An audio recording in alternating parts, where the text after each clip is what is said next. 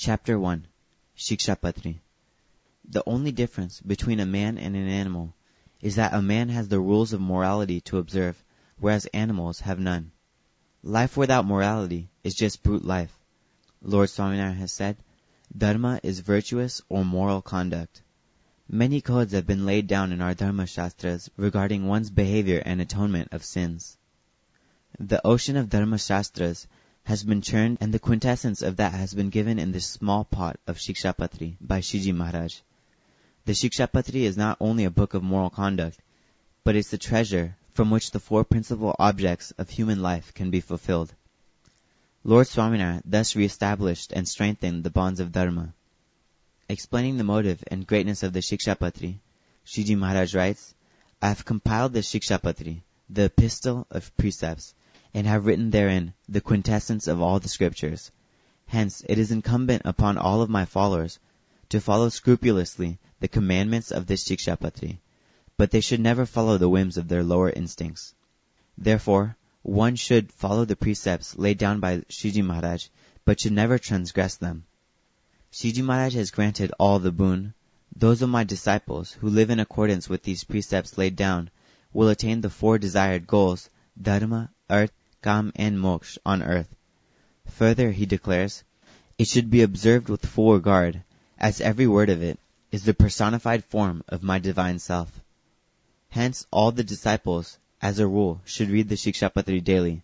Those who cannot read it should listen to its recital, and if they cannot, then they should worship it daily. If on any day any one of the above precepts is transgressed, then one should fast for that day. Harmony in words, thoughts, and deeds can only be attained by the observance of the rules given in the Shikshapatri. The commandments in the Shikshapatri are not merely for the attainment of purity of moral conduct. There is much more than that. They are the divine wishes of the Lord. If they are obeyed, He showers His grace upon us.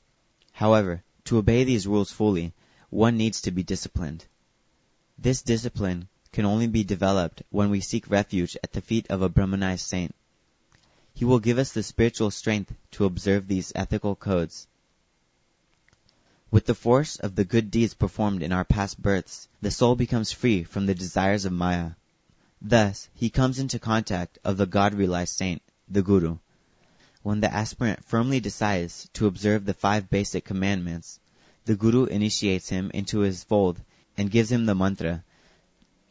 The Guru thus accepts him and leads him to the feet of Shiji Maharaj. He is thus made a satsangi, a member of the fellowship. The Guru then puts a double kanti of tulsi beads around the disciple's neck, which signifies the form of Akshar Purushottam. Every satsangi wears this kanti for the rest of his life. The kanti is a token of our refuge at the feet of God. Now God will take constant care of us. Nitya Karma. Let us examine the daily rituals to be performed according to the Shikshapatri by all devotees. Every devotee of Shiji Maharaj should wake up before sunrise and then meditate on Lord Swaminarayan. Late rising takes away our moral and religious virtues. Energy and mental peace are attained by rising early. Noble thoughts come to us during the early hours of the day, and in a sattvic atmosphere, one experiences deep pleasure in meditation, worship, adoration, and the mental recitation of the name of the Lord. The habit of getting up late is becoming popular these days, but this is a bad habit. All members of the fellowship should, without fail, get up before sunrise. After toilet, the left hand should be washed 10 times with pure earth clay, and then both hands jointly 7 times. Washing our hands with soap still leaves behind some small particles of filth, while clay removes all such particles. Then, one should brush one's teeth while sitting in one place, so that the surrounding area is not dirtied. The halves of the datan should first be washed and then thrown away. This is because our spit is poisonous and can be harmful to any insect that might sit on it. It may even die. The scriptures sing high of a morning bath. One does not become eligible for any religious rites without having taken a bath. One becomes entitled to performing puja only after having taken a bath. The bath should also be taken with pure and filtered water. A cold water bath taken on the banks of a river or a lake is considered to be the best. Bathing with cold water infuses strength and vigor into our body. After having taken a bath, one should put on a pair of clean clothes. One is considered naked if one offers puja without wearing an upper garment. Facing east or north, one should sit on an asana and offer puja to the Lord. East is considered the direction of the devas. Sitting with one's face towards the west and the south is prohibited. When we are seated comfortably, all male disciples should put the tilak on their foreheads and a round kanku mark in the middle of the tilak. Students, servicemen, businessmen, or craftsmen, young or old, must all imprint this tilak and kanku on their foreheads. Shiji Maharaj and the God Communion Saint would definitely protect us from the evil forces if we wear the tilak and kanku marks on our foreheads. The tilak and kanku marks are symbolic of dharma, and for that reason, no votaries of dharma should feel ashamed to put on the tilak and kanku marks. If students attending schools or colleges form a habit of applying tilak and kanku marks right from early childhood, then undoubtedly they will get their usual morning routine and spiritual strength. One should therefore, with full conviction, observe these commandments of Shiji Maharaj. Married women should put only a round mark of kanku on their foreheads, whereas widows should not put on the kanku mark at all. As far as possible, these tilak and kanku marks should be applied from the remnant of sanctified sandalwood paste and kanku offered to the Lord. Tilak and kanku marks should be applied carefully, so as to look decent and eye-catching. Now one should offer Mansi Puja. In Mansi Puja, we create a picture in our mind of asking and serving the Lord and His choicest devotee. This form of worship is even now being scientifically proven to calm the mind and relax us. Before offering Mansi Puja, one should, with a composed mind, assume one's Atma as the manifested self of the God-realized saint. And then, one should meditate on Maharaj, assuming one's Atma to be the form of Brahm, the Guru. Mansi Puja should be offered thus 5 times a day. During Mansi Puja at dawn, one should entreat Maharaj to awake, and at about 11 a.m. one should offer him lunch with full devotion. Again in the afternoon, one should wake Maharaj up, at dusk offer arti, and at night before going to sleep, offer prayers praising his divine play. Mansi Puja has to be offered with all reverence and conscious feelings, and with the best offering that can be imagined. Thereupon, one should offer worship to the images of the Lord that has been given by our Gurus. The images are those of Akshapurushotam, Bhagaji Maharaj, Shastriji Maharaj, Yogiji Maharaj, and that of Shastri Narayan Swarup Das, Pramukh Swami Maharaj. They should be kept in the puja for offering worship. After reciting a mantra to invoke God in the images, one should then chant the Swaminarayan Mahamantra with the rosary, counting the beads. Next, devotional hymns of praise depicting the greatness of the Lord should be sung. Then one should offer sweets to the deity. After having completed 5 pradakshinas and 5 shastang prostrations, one should offer an additional 6 dandvat, as commanded by Shiji Maharaj in the Vachanamrut. One should prostrate before God for the 6th time and pray for forgiveness if in case by thought, word, or action we have knowingly or unknowingly offended a devotee. Shastang prostration means lying flat on the stomach with the forehead, the nose, the chest, the thighs, both knees, both the palms, and the fingers touching the feet of the Lord. Shastang is considered the best type of prostration. Then we should ask for forgiveness for all our faults and any mistake we may have committed during the puja. Thus we should offer our prayers. After this, one should recite the mantra requesting God to return from the images to our hearts and stay there, and thus our puja is finished.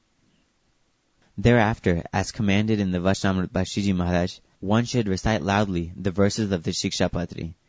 In case of disability due to old age or any other adversity, one should hand over the idol of the deity to some other devotee. Every satsangi should go to the temple every evening, and there he should sing aloud the kirtans praising the Lord. On festival days, praises should be sung with the accompaniment of musical instruments. The influence of evil spirits is said to be stronger in the evenings, and hence evenings are always to be avoided for any social gatherings. The evening prayers are graced by the presence of Shiji Maharaj with his innumerable liberated souls, and so the evening artis should be attended by all. One should not approach the Guru or deity empty-handed, but should always take with oneself money, food grains, fruits, or flowers to offer according to one's financial capacity. Then one should listen to the narration of the life of the Lord. Along with it, one should daily study the religious books of the fellowship composed in Sanskrit or vernacular to the best of one's ability. One should sing Dhyan Chintamani and Lila Chintamani. At the end, one should mentally visualize that the Lord retires to bed. One who recites this Dhyan Chintamani and Lila Chintamani is rewarded with the equivalent benefit that can be gained from hearing 4 Vedas, 6 Darshans, 8 Purans, and many other Shastras. By thinking constantly of the Lord's Lila and His divine form, one's mind constantly gets attached to Shiji Maharaj. All worldly activities performed during the whole day come to rest, and even in profound sleep one retains his relations with the Lord. Therefore, each and every devotee of the Lord should make it a rule to retire to bed only after reciting the Chesta. Now we shall refer to the code of conduct laid down in the Shikshapatri. Ahimsa Param Dharma. Non-violence is the highest ethical code laid down in the Shastras. No one should kill any creature either by body, mind, or speech. Nor should anyone kill insects such as lice and bugs intentionally. Even for the purpose of performing sacrifices, none should kill animals. This is because it is a sin to kill animals and offer them in sacrifices. Shiji Maharaj refused to pluck spinach leaves in Jagannath Puri on the grounds that they also have a life. Nor should anyone ever commit murder for objects like a woman, wealth, or even a kingdom. Shiji Maharaj has explained in the Vachanamrut that non-violence is the dharma by which one is led to liberation. Harsh words which create mental pain also tantamount to himsa. Satya, truth. Always speak sweet and well-wishing words. Never speak untruth. One should never tell a lie, even for a great financial or other reward. One should never utter the truth which may cause danger to another's life. For example, if a butcher is after a cow to kill it, and in case he asks, "Where has the cow gone?" one should tell a lie to save the life of the cow. Ethical code. Dharma is moral conduct. However rewarding it may be, one should desist from any act which is contrary to dharma, for verily dharma alone yields all desired objects. Therefore, one should never discard dharma for either woman or wealth. One should not uphold any ignoble deed which may have been performed by great people of the past, but one should emulate their noble deeds only. Shiji Maharaj has explained through this injunction that all deeds should be enjoined by dharma. Unrighteous living, leading to bad habits such as eating meat, drinking, smoking, or even just wandering around, should not be adopted under any enticement of any reward. All truly happiness-giving objects are rewarded by dharma only. Shiji Maharaj orders that one should not commit the act of stealing, even for the sake of dharma. Here it has been specifically prohibited to steal or use wicked means for the sake of serving a temple, deity, or saints. It is very necessary for a follower to be completely moral and righteous. Suicide. Formerly, people with the intention of heavenly pleasure used to commit suicide in the places of pilgrimage. Even when one has committed any unbecoming act, one should not, in a fit of anger or in repentance thereof, ever commit suicide by the means of poison, strangling, a headlong plunge into a well, by throwing oneself from atop a high place, or any other method. None should mutilate with a weapon any part of his body or that of others in a state of anger. The Vedas proclaim that of all things the Atma should be protected. Liberation can be attained only in the human form. The human body is awarded to offer devotion to God, and can be attained only after a lapse of 35 million pratik pralayas. Therefore, taking into consideration the importance of this human body, one should never commit suicide.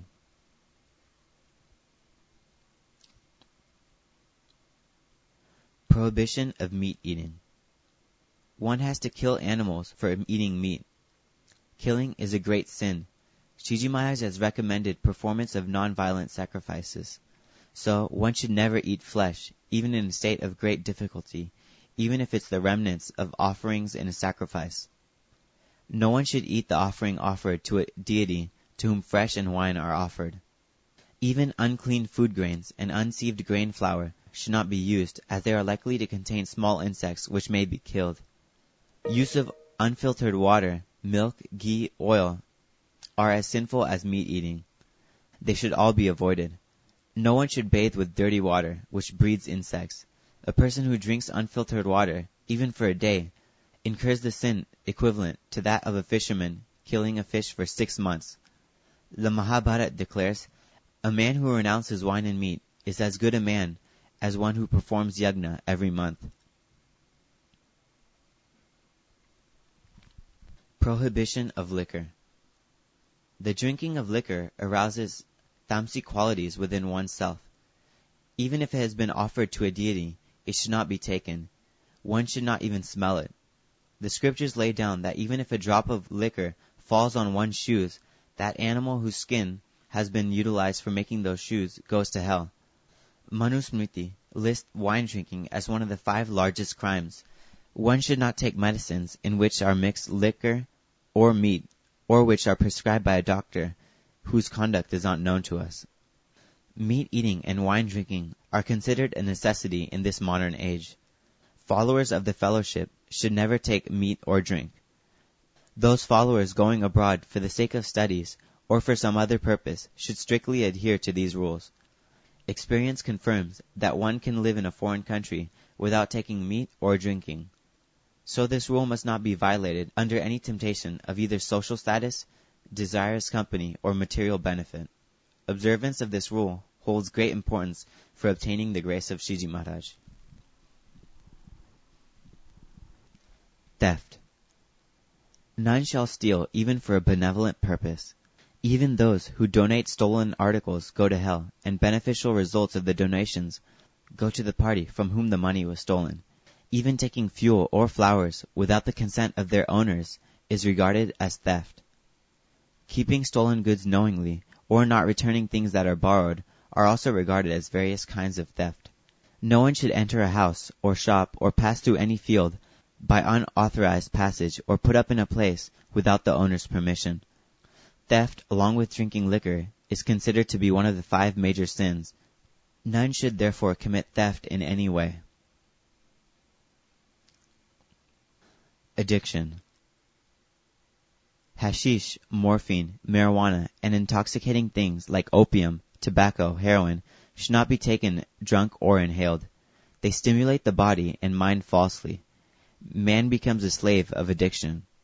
Gunatitanand Swami has said, any amount spent lavishly in such intoxications, if better spent, can bring better livelihood to the devotee of God.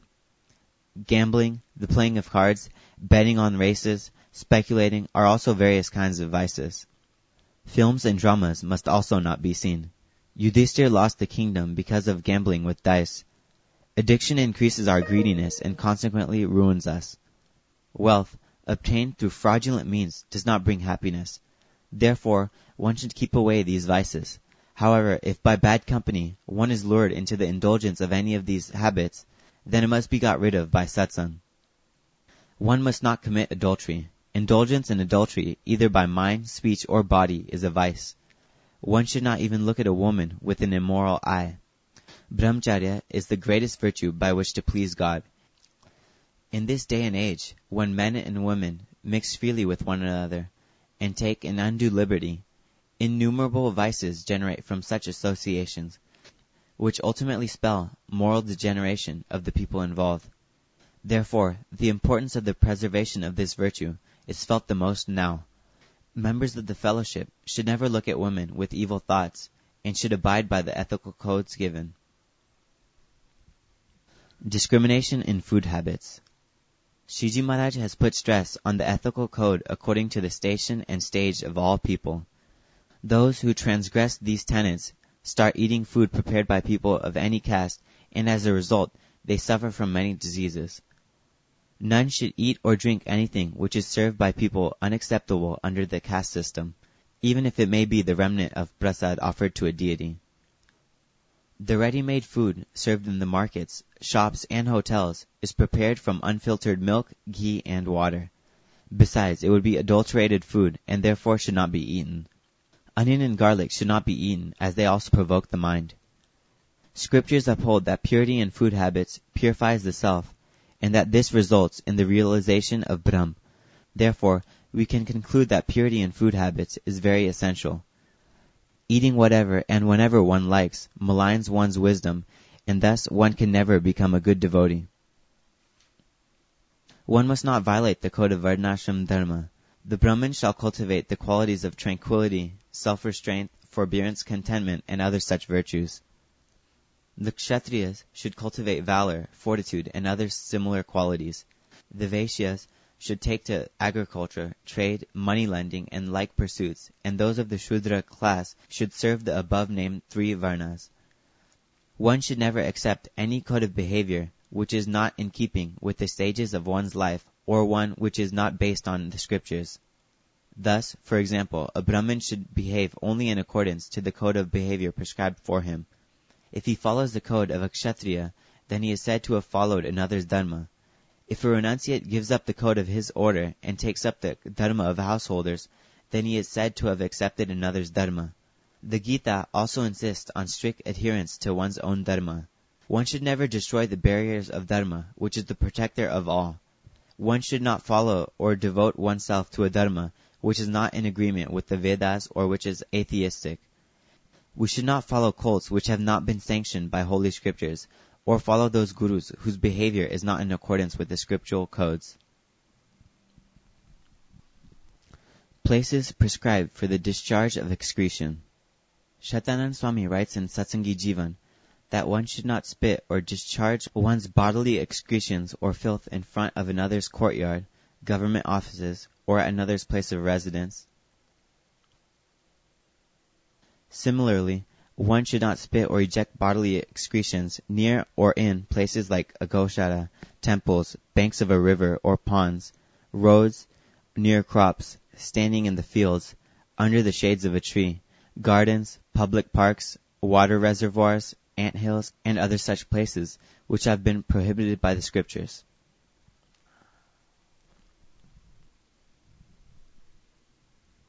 Clothing.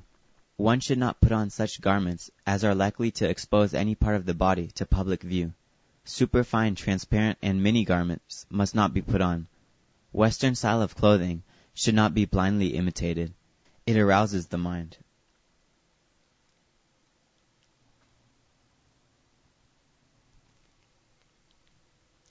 Eclipses. During the solar and lunar eclipses, devotees should suspend all their usual activities and prepare themselves in an undefiled state to sit and pray at one place by chanting the Swaminarayan Mahamantra. During the period of the eclipse, no other work should be done. Only the praises of the Lord should be sung. During an eclipse, the atmosphere is impure. Thus, we should not touch one another's clothes or even cooked food. However, if til, a kind of grass, is spread over pickles, milk, and buttermilk, the atmosphere will not affect them.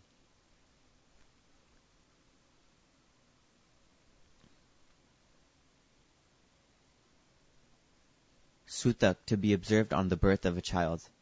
When a child is born, the father of the child should take a bath with his clothes on. During the period of 10 days after the birth of the child, all religious rites are to be suspended. One should not go into the temple to have darshan. 40 days after the birth, the mother of the child is considered to have become pure again. But relatives should observe sutak for only 3 days.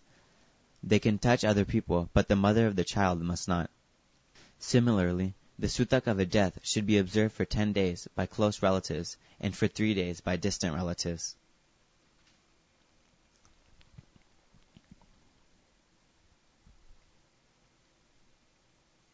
Relaxations in the observance of dharma. As it is prescribed by the scriptures for sheer circumstances, this is known as apad dharma. The scriptures say that one may take his meals on the day of fast, thus breaking it if one is seriously ill, but one should not take food during a minor illness. The Mahabharata instructs that apad dharma should be performed only in the face of death. Once the calamity has been cleared, then one should observe the normal rules of dharma. There's a story of Ushasti Rishi. Ushasti did not get food for many days. He was about to die. On his last breath, he went to Mahavat, who was at the time eating black lentils, and asked for some food. the Mahavat gave him the polluted food out of his dish, which Ushasti ate. Thereafter, the Mahavat offered him some water, to which the Ushasti said, "No, I can stay alive with the black lentils for now. I shall not drink your polluted water." This should be recognized as a pad dharma. Today, dharma has deteriorated, and the observance of moral rules has been totally abandoned because people have started taking minor problems as a pad dharma.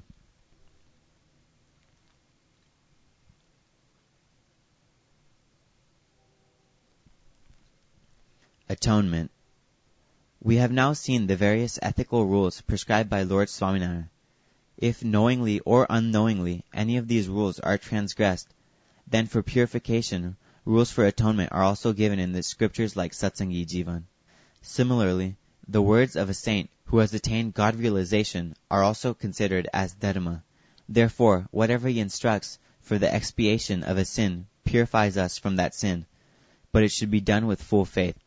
After having atoned for that sin, the bhakta becomes purified. He should not then be considered a sinner. Chapter 2. Sagram. There was a great famine in the year somewhat 1869. Even the rich merchants possessed no grains, let alone the poor. Sagram, suffering from the pangs of hunger, started with his wife for a place where he could pass the days of famine. He was thinking of seeking the refuge of Muktanand Swami. While walking along the road in such a mood, something hit his foot. He saw a silver ornament weighing about a pound. How could he, to whom the canons of satsang were at heart, think of picking it up? But he thought of his wife coming up behind. Times were hard. Maybe she would be tempted. Quickly, he kicked some sand onto the ornament to cover it up. His wife, following a little way behind, was chanting the name of Sriji Maharaj. Ahead, she saw Sagram pushing the sand with his foot. As she came forward, she innocently asked him what he had been doing. In his simpleness and innocence, Sagram told her what had been on his mind. "Oh, to me and others' belongings are like dust. You have simply put sand on an ornament which is like sand to me," his wife retorted. Sagram was taken aback, but in his heart of hearts he was very pleased. After walking a little distance, some strangers met them. To them, Sagram and his wife looked low-bred. They asked Sagram, "Did you see any ornament lying on the road?" "Yes, we have seen it and it's lying over there." So saying, Sagram gave them a sign to locate the exact place. But they wouldn't trust Sagram. So taking Sagram along with them, they went to the spot and saw the ornament covered with sand. They were simply amazed to see such high honesty in this couple. They tried to give him some present, but he refused and respectfully answered, "We are members and followers of the Swaminarayan Fellowship. We ought to follow our code of conduct." After walking a long way, they came to Surat. Muktanand Swami was staying there. He trusted Sagram. Swamiji instructed one of his followers to engage Sagram and his wife in service. After some time, the conditions of famine eased. They went back to their native place. Sagram was a Vagri hailing from Limri, situated near Vadvan city. Muktanand Swami had initiated him into the fellowship. Innocent Sagram followed the ethical code more strictly than even a Brahmin. In case he happened to touch a lady other than his wife, he would take a bath and fast on that day. This story reached Vajay Singh, the king of Bhavnagar, that Swaminarayan makes Vaishnavas of Vagris. The king was very much surprised to hear this. He then called for Sagram. Sagram came to Bhavnagar and then to the royal court. Very humble by nature, he sat at the feet of the king. The king asked him, "Has Swaminarayan done any miracle upon you?" "Oh, my lord, you are my master. There is no greater miracle but to sit here before you. We are Vagris and live a brute life, but by the holy influence of Swaminarayan, we are inspired to live a moral life." The king was pleased to hear this from Sagram. Shiji Maharaj was very pleased with the true devotion of Sagram. Sagram felt inwardly, "The Lord goes from town to town, but how pleasant would it be if he comes to my hut?" The king-hearted lord, one night, escaped from his residence without letting anyone know, and went to Sagram's house. Sagram's joy knew no bounds. There was not enough room to stand. He arranged a small cot and asked the Lord to sit on it. He danced with joy and exclaimed, "An elephant has entered my hut." How could one imagine God, the Almighty, visiting the house of a Vagri? Even the wife of Sagram was very happy. It is the devotion of a devotee which attracts God, not his caste. Sagram was also well versed in the scriptures. In a spiritual debate, he beat Shivram Bhatt of Shiani. Shivram Bhatt then realized the greatness of Lord Swaminarayan and took his refuge by becoming his disciple. Chapter 3. Vyapkanand Swami. Shitaldas came to Fenani for the darshan of Ramanand Swami. However, when he heard that Swami had passed away, he was greatly shocked by the news. This aspirant youth from northern India had come there on hearing the greatness of Ramanand Swami. Seeing Shitaldas greatly disappointed, Maharaj read his mind and asked him to stay with him longer. He consoled him by saying that Ramanand Swami would give him his darshan. Maharaj then asked him to chant the Swaminarayan mantra, and immediately there was a miracle. Shitaldas went into samadhi. By the grace of the Lord, he experienced the divine bliss of God. When he came out of the samadhi, he talked of the heavenly vision he had in the trance. He narrated, "The Lord was seated on a lustrous throne in brilliant Akshardham. I saw Ram, Krishna, all the incarnations, and even Ramanand Swami, who were offering prayers to Lord Swaminarayan. Then I also wanted to offer puja simultaneously to the innumerable released souls, but could not do so, as the muktas were many, and I was one. Knowing my desire, Shiji Maharaj told me, think to yourself that if Ram, Krishna, or any of the other avatars, or even if Ramanand Swami is the Supreme Lord, then let me assume as many forms as there are, so that I may perform their puja simultaneously." I thought likewise, but nothing happened. Then I again thought that if Shiji Maharaj is Supreme God incarnate, then I should assume many forms so that I may do puja to all simultaneously. At once I saw innumerable forms of myself, and I offered puja to all at once. When I finished, Swami Ramanand told me, "This Sahajanand Swami, he is the cause of all incarnations and transcends them all. We are all but his followers, devoted servants." Oh, what a splendor the divine abode is! Oh, how beautiful was the Lord! It was simply stupendous. I cannot explain it. The whole meeting was stunned to hear this report in the words of Shitaldas. Many other followers had also experienced divine visions in Samadhi. Shitaldas was initiated into Bhagavati Diksha, and the Lord renamed him Vyapkanand Swami. Once, during his tour, Swami put up at the ancient temple of Vasukinag, situated near Tangad.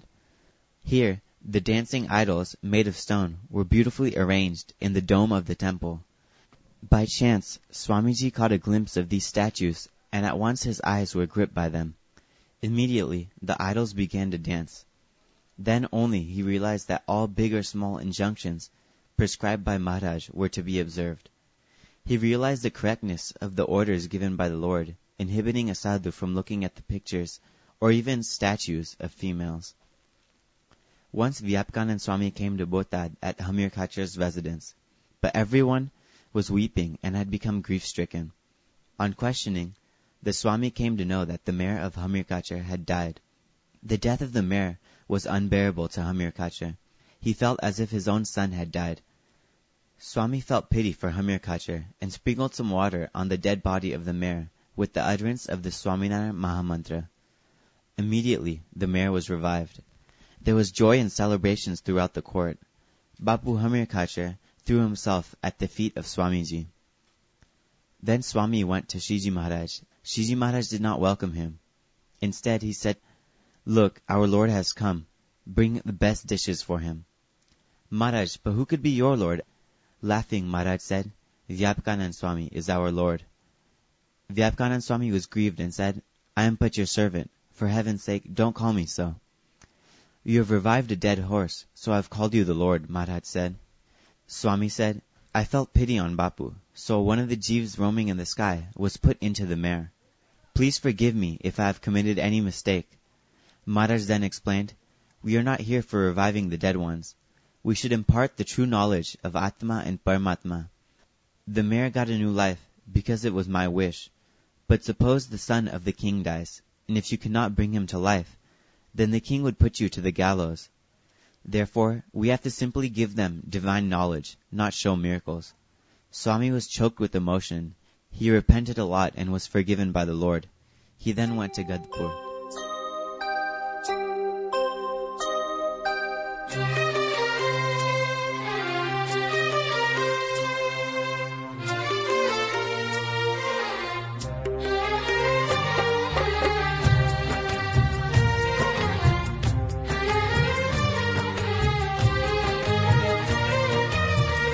संत समागम कीजे हो निश दिन, संत समागम कीजे हो निश दिन, संत समागम कीजे, संत समागम कीजे हो, संत समागम कीजे, संत समागम कीजे हो निश दिन, संत समागम कीजे, संत समागम कीजे हो, संत समागम कीजे। मान तजी संतन के मुख से, मान तजी संतन के मुख से, प्रेम सुधारस पीजे हो, संत समागम कीजे हो, संत समागम कीजे।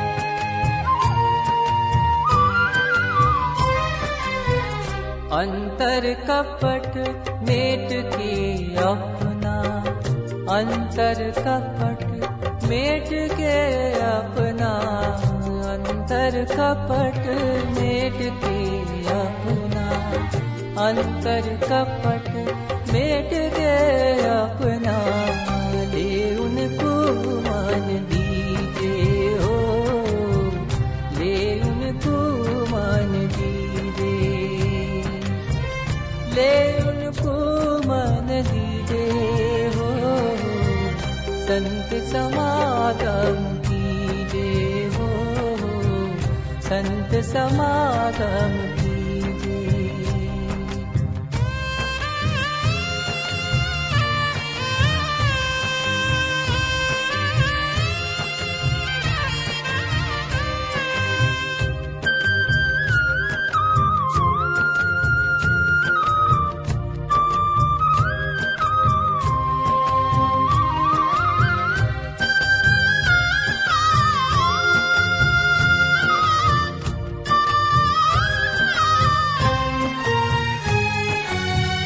भव दुख टले बड़े सब दुष्कृत, भव दुख टले बड़े सब दुष्कृत, सब विधि कारज सीजे हो, सब विधि कारज सीजे हो, संत समागम कीजे हो, संत समागम कीजे।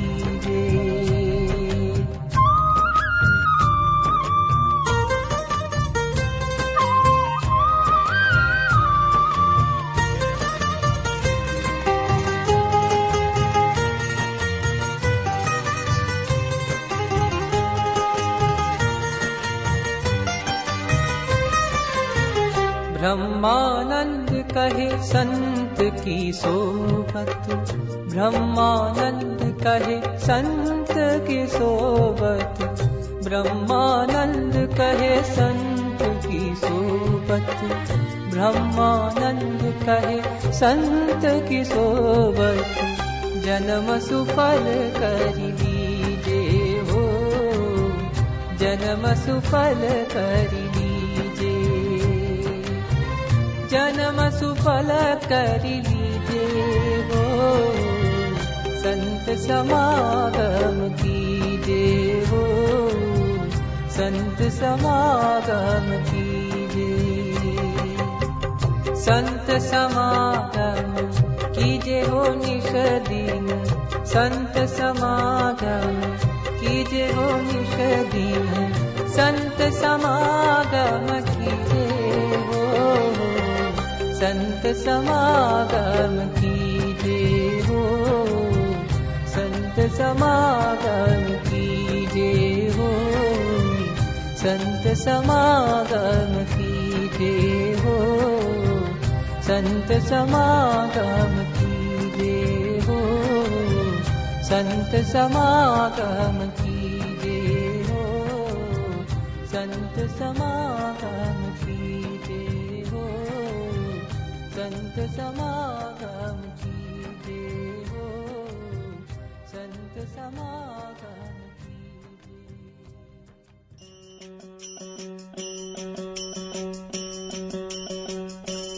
हरि ओम, हरि ओम,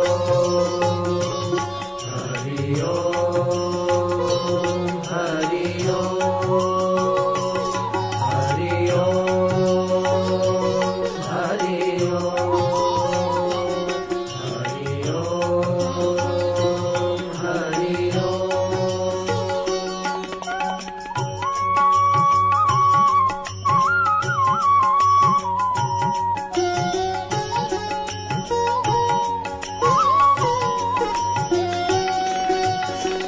राम कृष्ण गोविंद जय जय गोविंद, राम कृष्ण गोविंद जय जय गोविंद, राम कृष्ण गोविंद जय जय गोविंद, राम कृष्ण गोविंद जय जय गोविंद, हरे राम गोविंद जय जय गोविंद, हरे राम गोविंद जय जय गोविंद, हरे राम गोविंद जय जय गोविंद, हरे राम गोविंद जय जय गोविंद, राम कृष्ण गोविंद जय जय गोविंद, राम कृष्ण गोविंद जय जय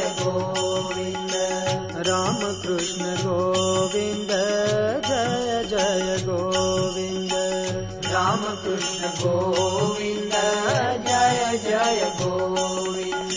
नारायण हरे स्वामी नारायण हरे, नारायण हरे स्वामी नारायण हरे, नारायण हरे स्वामी नारायण हरे, नारायण हरे स्वामी नारायण हरे, स्वामी नारायण हरे, स्वामी नारायण हरे, राम कृष्ण गोविंद जय जय गोविंद, राम कृष्ण गोविंद जय जय गोविंद, राम कृष्ण गोविंद जय जय गोविंद, राम कृष्ण गोविंद जय जय गोविंद, राम कृष्ण गोविंद जय जय गोविंद, राम कृष्ण गोविंद जय जय गोविंद, हरे राम गोविंद जय जय गोविंद, हरे राम गोविंद जय जय गोविंद, हरे नारायण हरे स्वामी नारायण हरे, हे नारायण हरे स्वामी नारायण हरे, हे नारायण हरे स्वामी नारायण हरे, नारायण हरे स्वामी नारायण हरे, स्वामी नारायण हरे, स्वामी नारायण हरे, स्वामी नारायण हरे, स्वामी नारायण हरे, नारायण हरे स्वामी नारायण हरे, नारायण हरे स्वामी नारायण हरे, नारायण हरे स्वामी नारायण हरे, नारायण हरे स्वामी नारायण हरे, स्वामी नारायण हरे, स्वामी नारायण हरे,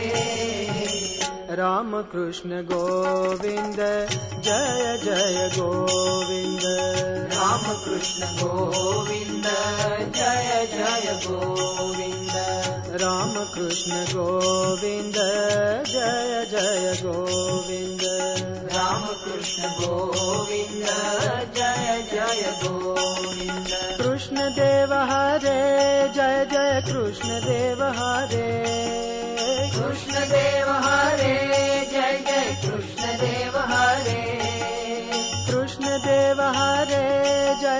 कृष्ण देव हरे कृष्ण देव हरे जय जय कृष्ण देव हरे जय जय कृष्ण देव हरे जय जय कृष्ण देव हरे राम कृष्ण गोविंद जय जय गोविंद राम कृष्ण गोविंद जय जय गोविंद राम कृष्ण गोविंद जय जय गोविंद राम कृष्ण गोविंद जय जय गोविंद राम कृष्ण गोविंद जय जय गोविंद राम कृष्ण गोविंद जय जय गोविंद हरे राम गोविंद जय जय गोविंद हरे राम गोविंद जय जय गोविंद नारायण हरे स्वामी नारायण हरे नारायण हरे स्वामी नारायण हरे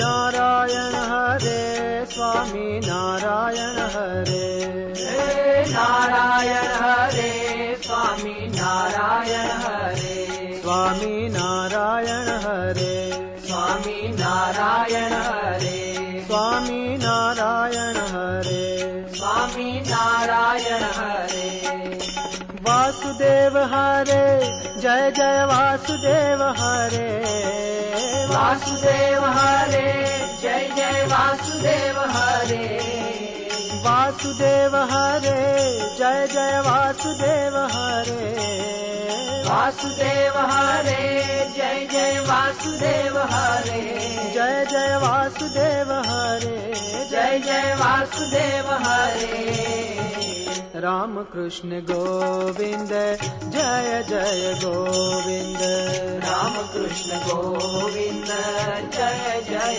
गोविंद राम कृष्ण गोविंद जय जय गोविंद राम कृष्ण गोविंद जय जय गोविंद वासुदेव गोविंद जय जय वासुदेव गोविंद वासुदेव गोविंद जय जय वासुदेव गोविंद वासुदेव गोविंद जय जय वासुदेव गोविंद वासुदेव गोविंद जय जय वासुदेव गोविंद जय जय वासुदेव गोविंद जय जय वासुदेव गोविंद राम कृष्ण गोविंद जय जय गोविंद राम कृष्ण गोविंद जय जय गोविंद राम कृष्ण गोविंद जय जय गोविंद राम कृष्ण गोविंद जय जय गोविंद राधे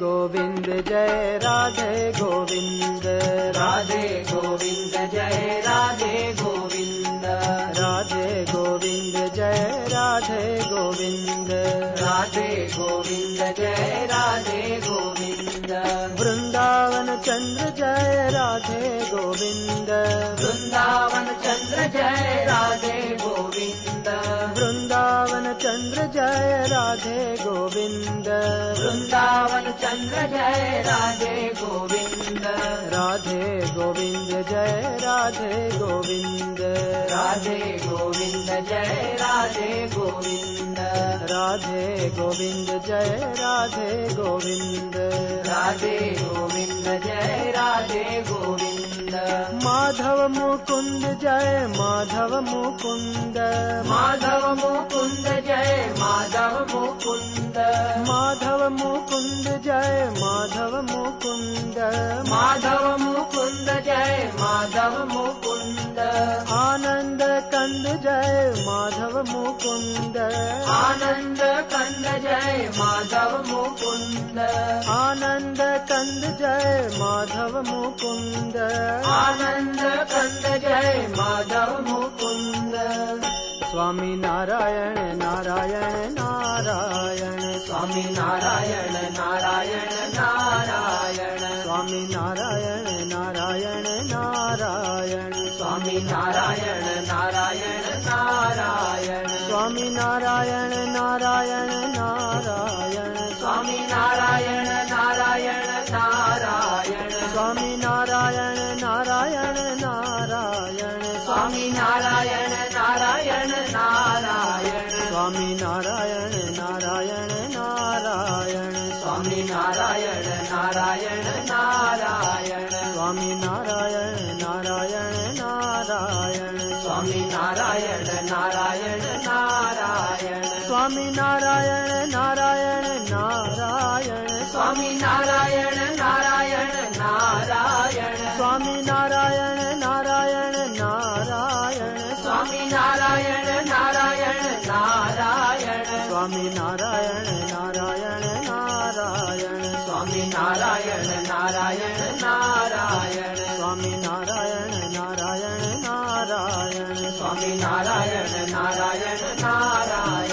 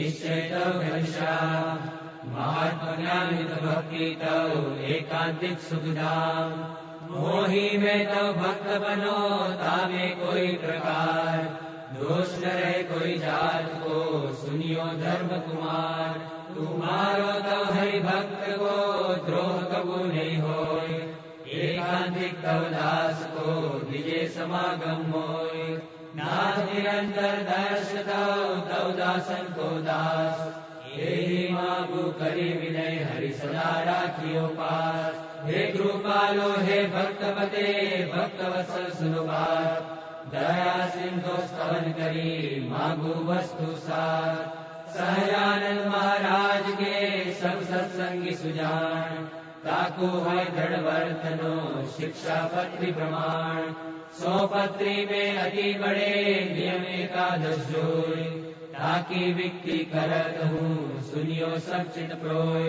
हिंसा न करनी जंतु की पर क्रिया संग को त्याग मांस न खावत मद्य को पीवत नहीं बड़भाग विधवा को स्पर्शत नहीं करत न आत्मघात चोरी न करनी काहू की कलंक न कोई गुलगात निंदत नहीं कोई देव को बिन खपतो नहीं खात विमुख जीव के वदन से कथा सुनी नहीं जात यही धर्म के नियम में बरतो सब हरिदास भजो श्री सहजानंद पर छोड़ी और सब आस रही एकादश नियम में करो श्री हरि पद प्रीत प्रेमानंद के धाम में जाओ Ratnakar and his 3 brothers. There were 4 brothers. There was a strong unity amongst them, but they were very poor. Once they were pondering over the problem of earning money. They thought that just as the ocean contains many jewels, why not please the sea deity by performing penance so that he gives us some jewels from the ocean? They went to the seashore to begin the penance. After having taken a bath, they began to worship the ocean deity. They ate but once a day. The 4 brothers had divided amongst themselves the work for preparing lunch. One would go beg flour from the town, the second would draw water from the well, the third would go get the necessary firewood, and the 4th prepared the meal. The 4 would then sit together and lovingly take their lunch. This was their daily routine. These brothers performed very austere penances. They were never jealous of one another, but stayed united. Seeing this, the ocean personified was pleased. However, he thought of testing these 4 brothers. One day, while the 4 brothers were engaged in their work, under the disguise of a Brahmin, the ocean went to the brother who had gone to beg for flour. He met him. On the ocean's inquiry, the brother told him everything.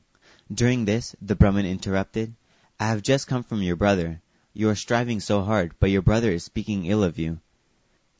Before he could speak further, the brother became angry and scolded the Brahmin.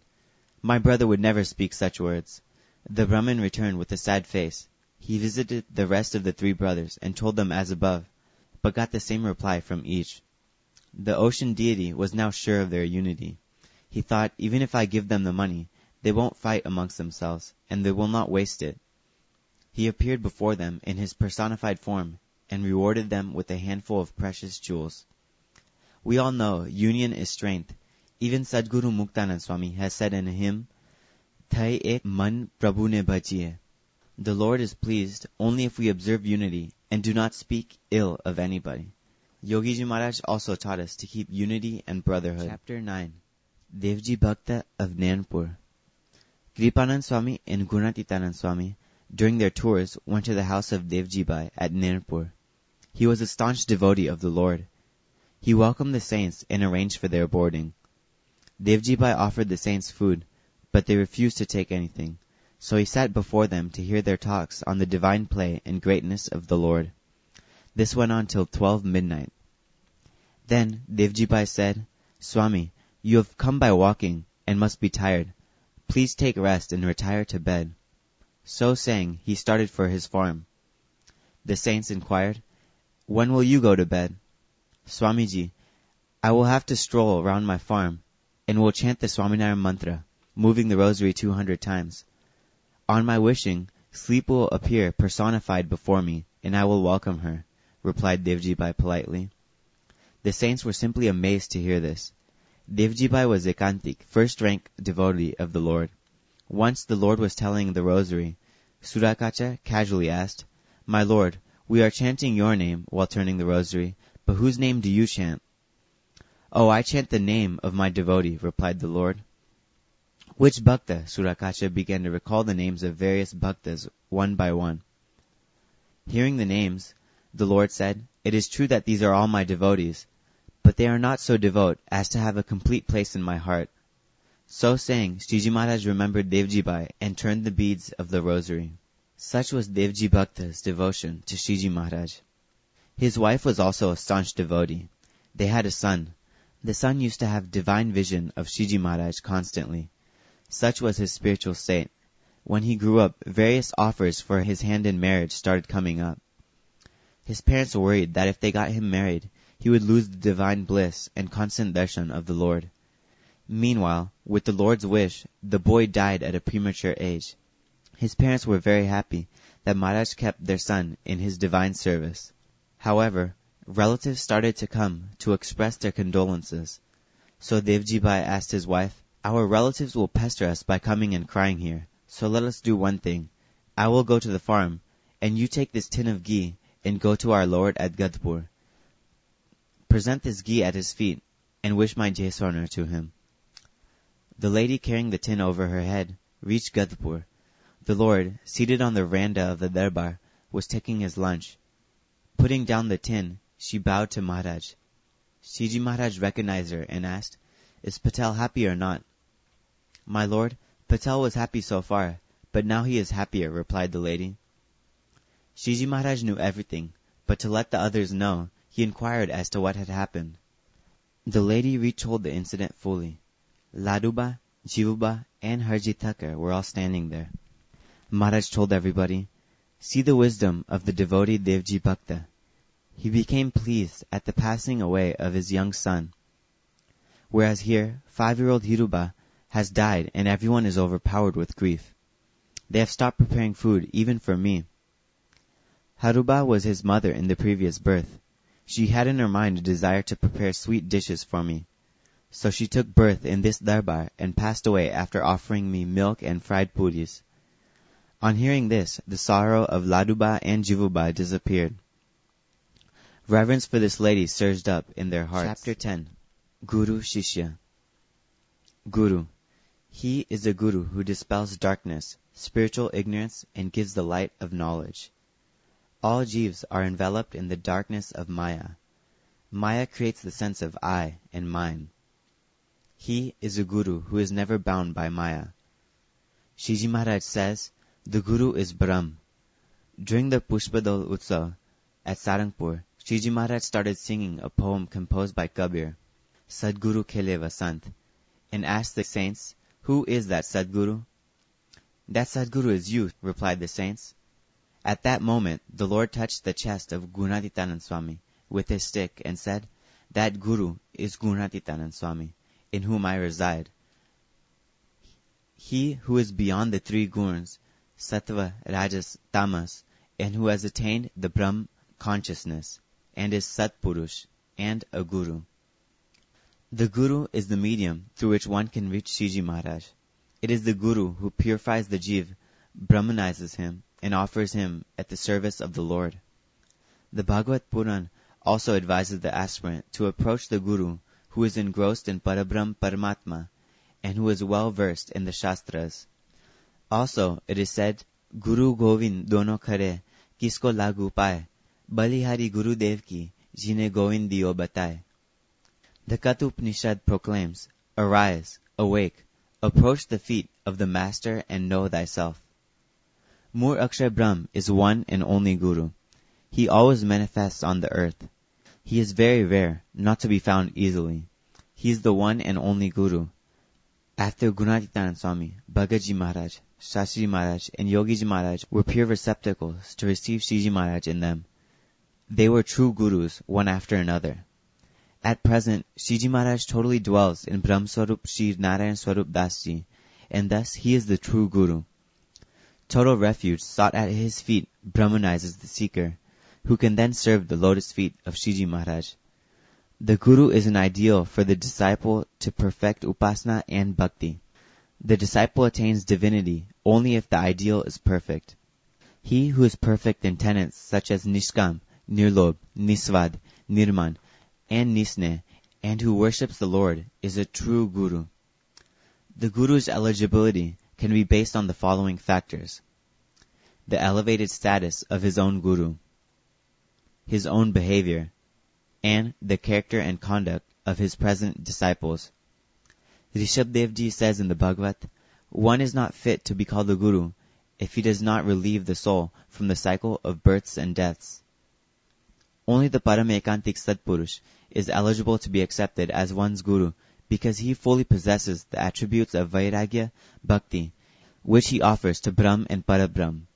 One gets to the ideal Guru only by good actions done in one's past lives. One should select one's Guru bearing in mind the above attributes. Shishya, disciple. We have seen the attributes of a Guru. In the same way, the disciple should also bear the qualities of a true disciple. The disciple must have great love for his Lord, and must have the utmost faith in his words. As Arjun says to Lord Krishna, I dedicate myself to you fully. Please show me the way. Total surrenderance must come from the heart of a disciple. Satyakam Jabali went to his guru to study Brahm Vidya. The master gave him 400 cows and told him to come back when they had multiplied to 1,000. Satyakam, according to the guru's command, looked after those cows, and when they had multiplied, the brilliant luster of the knowledge of Brahm shone on his face. With his guru's grace, he spontaneously attained the knowledge of Brahm. Bhagaji Maharaj also surrendered totally to the words of Gunatitanand Swami. He obeyed the orders of Gunatitanand Swami implicitly, and Swamiji was very pleased. Shastri Maharaj once asked Yogiji Maharaj, Yogi, these laborers and devotees who work for the temple should be properly served with food. Shastriji Maharaj never needed to remind him again for this, as Yogiji Maharaj unfailingly carried out this order for 40 years till his last breath. The Guru is the soul of the disciple. He who behaves according to the words of the Guru is said to have attained the state of Brahmic consciousness. Even after having attained the state of Brahmic consciousness, the disciple will never forget reverence towards his Guru. Gunatitanand Swami would often say, if the Guru is sitting in the darkness and can only be seen by the light of the disciple, even then the disciple should feel that the light is given to him by the Guru. This is the height of the veneration which should be kept towards the Guru. Yogiji Maharaj, even though he spread this satsang so widely, would say, it is due to the grace of Shastriji Maharaj. When the hierarchy of the Guru is maintained, the Sampradaya thrives. The fourth successor of Gunatitanand Swami is His Divine Holiness, Narayan Swarup Dasji, who is our Guru. The Guru is ideal and perfect, but one too has to become an ideal disciple. Chapter 11. Atmanand Swami. Shiji Maharaj used to call a few saints of Ramanand Swami as fellow brothers, and used to address them as Bhai. After Bhai Ramdas Swami's reversion to Akshardham, Shiji Maharaj elevated Atmanand Swami to the position Ramdas Swami had held, and since then he came to be known as Bhai Swami or Bhai Atmanand Swami. He was also referred to as Vrudatmanand Swami. He belonged to the region of Marwar. He was born in somewhat 1799 in the town of Untwal. To attain God, he performed many vrats and traveled to numerous places of pilgrimage. Finally, during his old age, he met the Lord at Megpur in the district of Surat. He was immediately convinced of the divinity of Maharaj and sought his refuge. Atmanand Swami was always very particular in observing all big or small injunctions of Shiji Maharaj. He was thereupon hailed as the one who lived by the words of Shiji Maharaj. Shiji Maharaj, day after day, issued different orders, all very difficult to be observed, but Atmanand Swami followed them to the word. For example, Shiji Maharaj had ordered all saints not to taste or to eat dishes with katras. However, the injunction was withdrawn after 6 months. Bhai Atmanand Swami, who was touring the villages, did not come to know of this, and so continued observing for a very long time.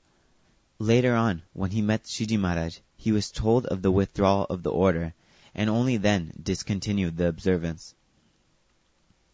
Bhai Atmanand Swami had total disregard towards his own body. As per the injunction of the Lord, he never rubbed his body while taking a bath. He had an abundant growth of hair on his body, and so gradually mites developed all over his body. However, if any mite fell onto the floor, he would put it back on his body and say, "Oh, have it. This body is your food." When Maharaj came to know of this, he called the Swami in the daily meeting and spoke to him. The Lord then got the whole of Bhai Swami's body shaved by a barber, and then gave him a hot water bath. He was then asked to take care of his body. But the Swami had a habit he never cared for his body.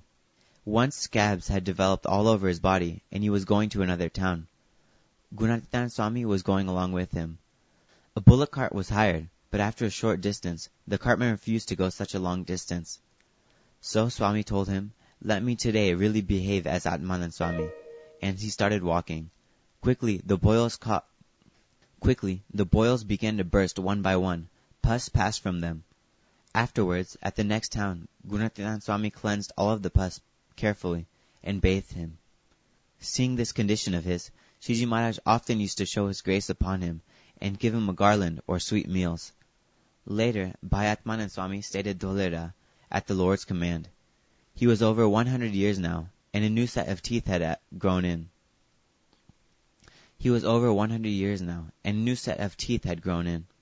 He had boundless affection for Maharaj. After Shiji Maharaj's reverting to Akshardham, Atmanand Swami used to stay at Vagar. Gunatinath Swami then moved him with him and served Bhayatmanand Swami, and hence Bhai Swami had much affection for him. He once happened to come to Nariyar with Acharya Sri Raghuvirji Maharaj. During a Padramani arranged at one of the followers' residence, chairs were arranged for elderly saints. Bhai Swami did not like this, because if he lifted his head, he would see a woman standing nearby. So the next day, he refused to join the Padrami and sent a message to the Acharya Swami. Your father, Lord Swaminarayan, made us wear a veil by getting us to cover our eyes with the pieces of cloth, whereas you make us stand in the midst of these ladies. If you get rid of the chairs, then only shall I come to these Padramanis. Acharya Maharaj made full arrangements accordingly.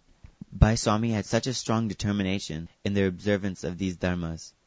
He used to say that if you had to follow religious code, you have to give up the influence of attachments. And if you want to maintain the attachments, then dharma has to be sacrificed. Bhai Swami was now 116 years old and was residing at the village Aniyali near Vagad. He was ill. Gunatinath Swami happened to come there. He asked Bhai Swami, "Why does Maharaj not take you to his divine abode?" Bhai Swami frankly replied, "I am possessed by these same thoughts. What is my drawback?" Gunatinath Swami then explained to him the supreme greatness of Shiji Maharaj. He brought in his mind the various incidents wherein Maharaj himself had revealed his supreme greatness, and explained to him that he was higher than all of the previous avatars. Bhai Swami was overjoyed to hear this, and said, "So far I considered Maharaj as an incarnation of Shri Krishna, but today I have come to know of the true form of Shiji Maharaj." Till then, Bhai Swami used to give prasadi from his wooden bowl to Gunatinath Swami, but on this day, he forcibly took the food from the wooden bowl of Gunatinath Swami. Gunatinath Swami left for Botad. Soon Bhai Swami reverted to Akshardham in somewhat 1919, on the 6th day of the dark half of the month of Jeth. He has written a book on the life of Shiji Maharaj. Chapter 12. Kashidas of Bochasan. No sooner did Kashidas become a member of the fellowship than his son passed away. Then the bullock died, and some time later a milch buffalo died. All his relatives were uneasy and perplexed. They pressed Kashidas to leave the fellowship. But Kashidas did not give up satsang. His faith towards Shiji Maharaj was unflinching. Kashidas belonged to the town of Bochasan. He met the Lord when he had come to Bochasan as a tapasvi. Then, on his pilgrimage to Dwarka, Chapter 14. Ladibai of Bhuj. Ladibai was a disciple of Ramanand Swami. After Ramanand Swami's passing away, Shiji Maharaj came to Bhuj. Shiji Maharaj sent a follower to call Ladibai. She was told, "Sahajanand Swami has come here, and he is calling to see you." Thereupon Ladibai replied, "Ramanand Swami was the only Lord. There can be no other Swami for me, so I don't wish to have his darshan." Once again Maharaj sent a message, "You and I are both disciples of Ramanand Swami, so we are fellow disciples. Do come and see me." Ladibai came and met Shiji Maharaj.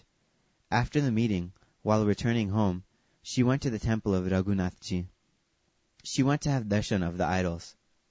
She saw Shiji Maharaj instead of the idols of Raghunathji. On having this divine darshan, she was firmly resolved that Shiji Maharaj was the ultimate reality.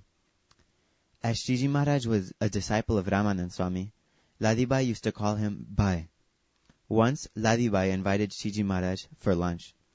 Maharaj said that he ate only bread and chili.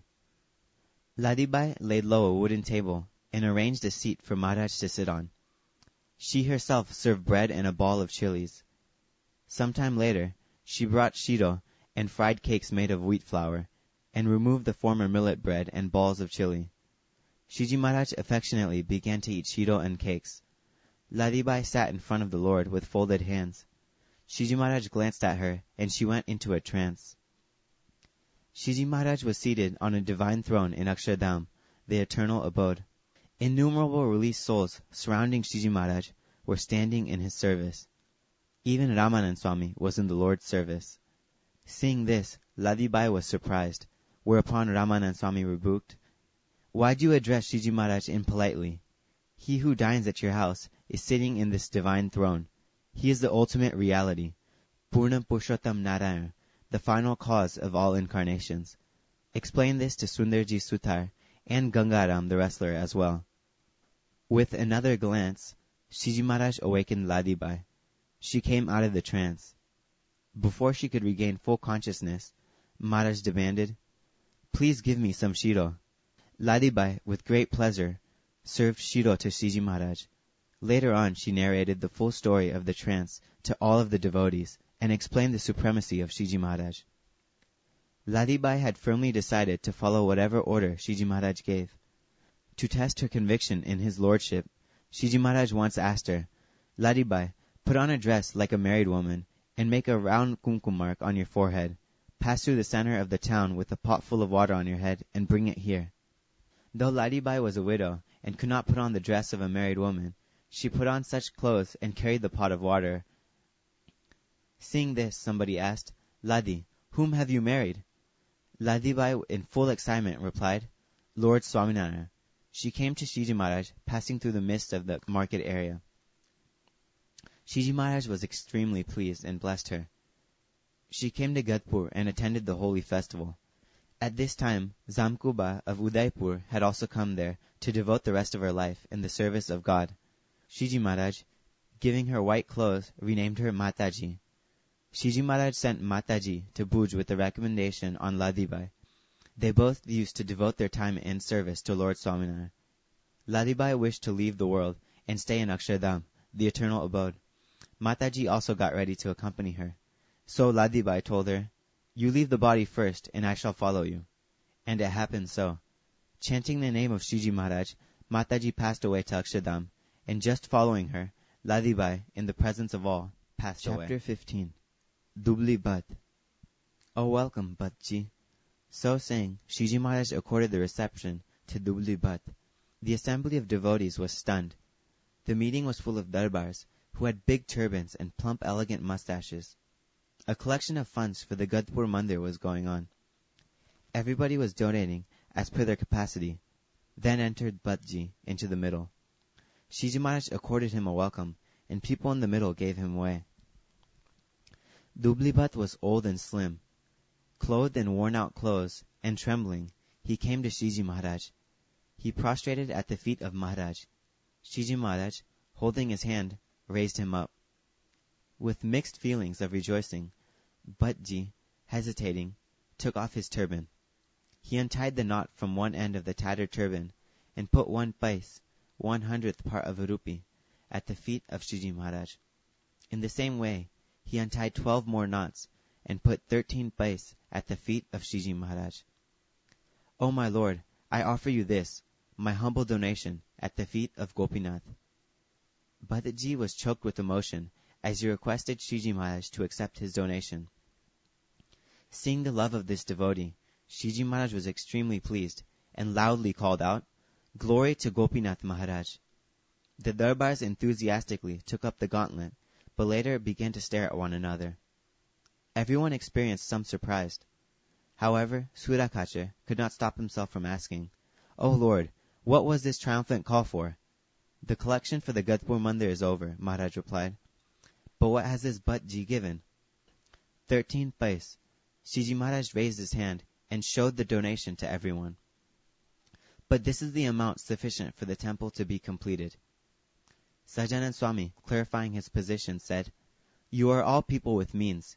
You have horses and cattle for farming.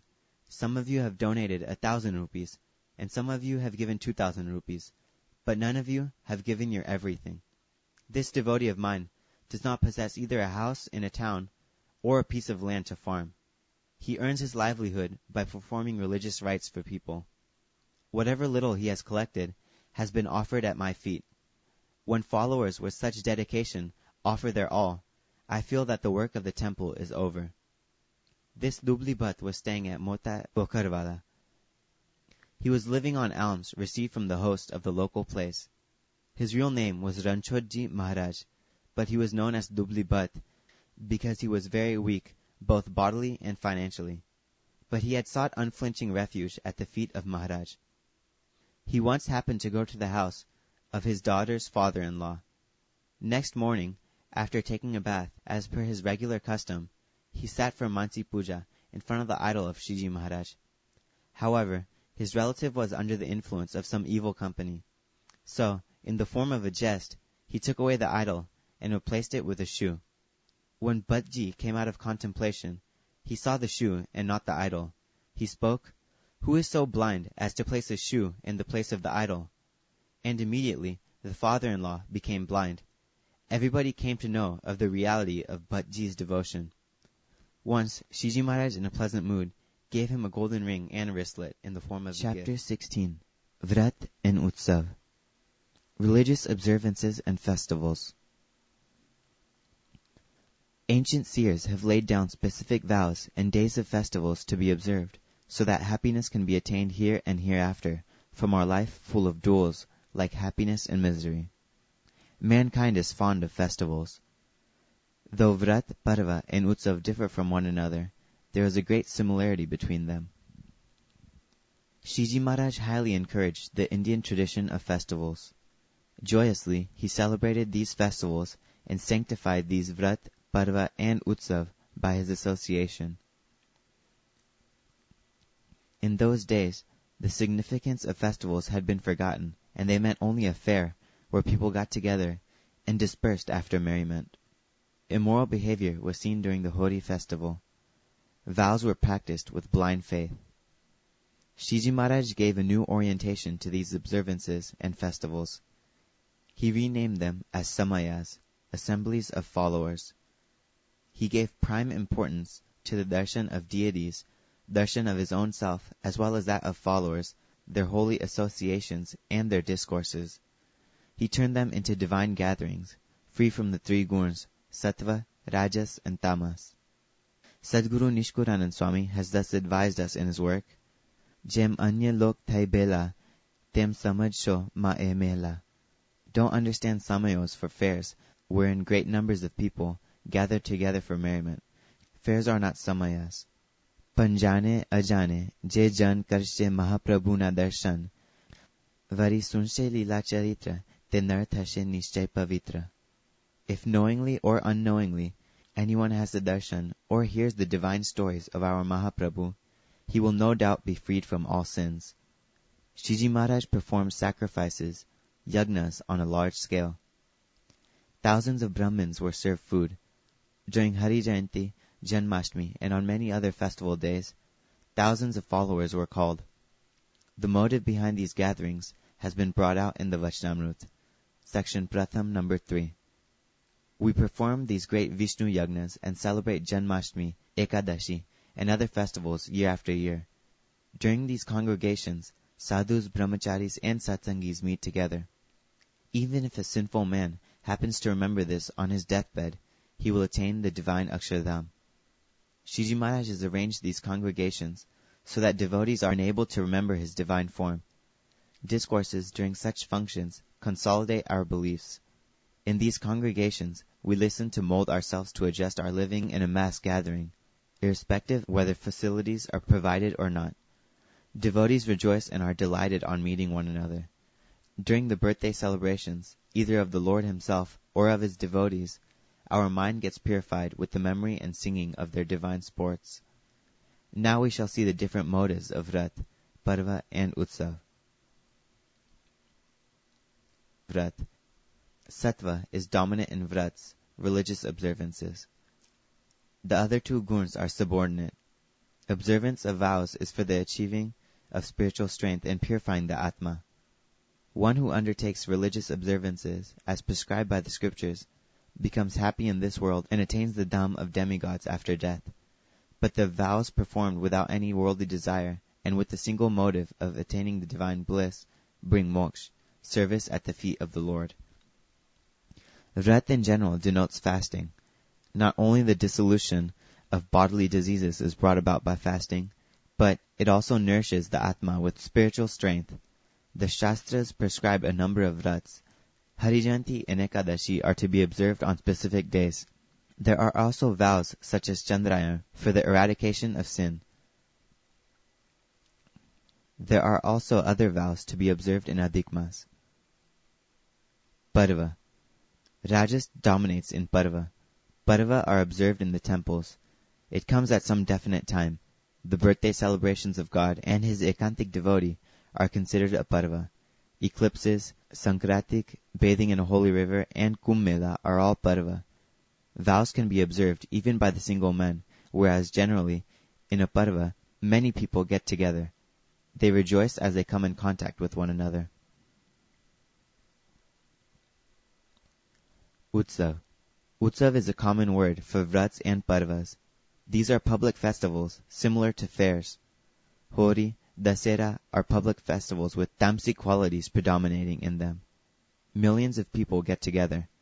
Navratri in Gujarat, Durga Puja in West Bengal, Ganesh Chaturthi in Maharashtra are all public festivals. The above said religious observances and festivals fall on definite periods. Every occasion has a special story associated with it. Swami Vitalnachi, the son of Swami Vallabhacharya, head of the Vaishnav sect, has prescribed specific days for every vrat and festival. Shiji Maharaj has accepted these prescribed vrats, Shikshapatri 81 and 82. As for festivals, Shiji Maharaj has given a wider outlook towards all religion and deities, Shikshapatri 79. Shiji Maharaj has laid down that festivals of Ekadashi, Shivrati, Ramnavami, Krishna Jayanti, Ganesh Chaturthi, and Nrsi Jayanti should be observed. He has taught to show reverence to all incarnations and devas. Since he is Antaryami in the avatars and devs, they should be considered to be his own manifestations. Arrangements of these festivals have been so shaped by Shiji Maharaj himself. To attend Hari Jayanti and Prabhudini festivals, no invitation is required. It is an open invitation to all. Chapters 55 to 61 in Satsangi Jivan relate to the prescribed festivals and vrats laid down by Shiji Maharaj. The idols of the deities are bathed with panchamrut, a mixture of milk, honey, ghee, sugar, and finally with clean water. Now we shall see the annual prescription of vrats and festivals. Chapter 17. Mataji. Originally belonging to the town of Matsya, Zamkuba was married to a Kshatriya of Udaipur. Once, a Brahmin named Mulji went to Udaipur to see her. He had brought a matli, earthen pot full of edibles and sweets given by the bridesmaid on the occasion of the marriage. He was allowed to enter the queen's apartment. Here, he talked to the ladies at length on the greatness of Shiji Maharaj. Zamkuba came to know of this. She was a native of the village and had imbibed the family culture. She was married to the prince of Udaipur, but the prince was of demonic nature. He was a non-vegetarian and ate all prohibited foods. He insisted that the queen also eat such items. To bring an end to this, Zamkuba decided to leave the grandeur of the state and run to the feet of God. Though a lady, she was very courageous. At night, she tied saris with one another, which served as a rope to descend secretly from the palace. After walking through a water culvert, she came out of the palace. After walking some distance, it became daylight. She did not know the way to Gadpur. Secondly, she had a fear that the state sepoys might come to find her. She kept herself hidden in the carcass of a camel lying in a trench. In the morning, the sepoys started to search for the queen. Zamkuba was hiding in the carcass, and she saw them from inside. 3 days later, she saw the sepoys go back. Then Zamkuba came out of the carcass and walked ahead. She met a caravan of merchants and came to Vadnagar in Gujarat along with them. On the shore of a small lake, she came in contact with the band of women pilgrims who worshipped Lord Swaminarayan. In the company of these ladies, she came to Gadpur. She experienced divine bliss on seeing Lord Swaminarayan. She could see everything that the Brahman had said of Shiji Maharaj, and she became very happy. Bowing down at the Lord of Maharaj, she earnestly said, "O Lord, I do not wish to live a householder's life. I want to devote myself at your feet." The Lord, being omniscient, knew Zamkuba from the very beginning.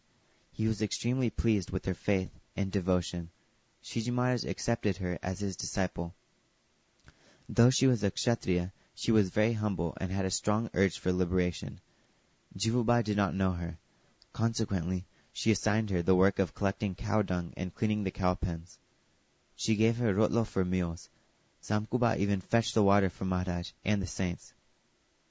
She was bubbled with enthusiasm while so serving them. Once Zamkuba was cleaning up the cow pen, and Shiji Maharaj happened to come there.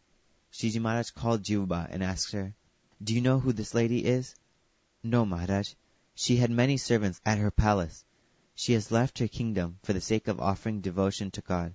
She is the queen of Udaipur. Don't assign such work to her." Shiji Maharaj gave a sweet scolding to Jivubai. At the command of Shiji Maharaj, Zamkuba got her head shaved and put on white clothes. Shiji Maharaj renamed her as Mataji. "I will take you to my divine Akshardham at the hour of your death." Shiji Maharaj bestowed upon her such a boon and sent her to Bhuj along with Ladibai. They used to stay in the same room and meditate on Maharaj. Shiji Maharaj gave them his divine darshan every day. Both Mataji and Ladibai left their bodies at the same time. They were cremated in the same funeral pyre. Maharaj took both released souls to his divine Chapter abode 18. at the same time. Rana Rajgar.